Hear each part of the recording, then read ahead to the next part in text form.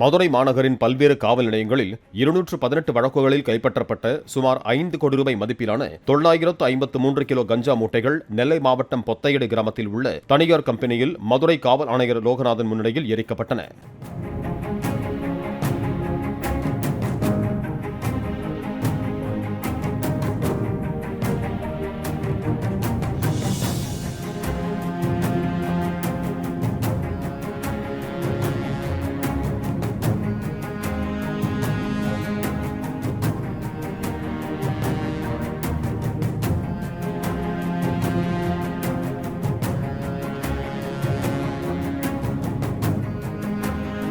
Play store மற்றும் app ஸ்டோரில் இருந்து பாலிமர் செயலியை QR கோடு மூலம் பதிவிறக்கம் செய்யுங்கள்.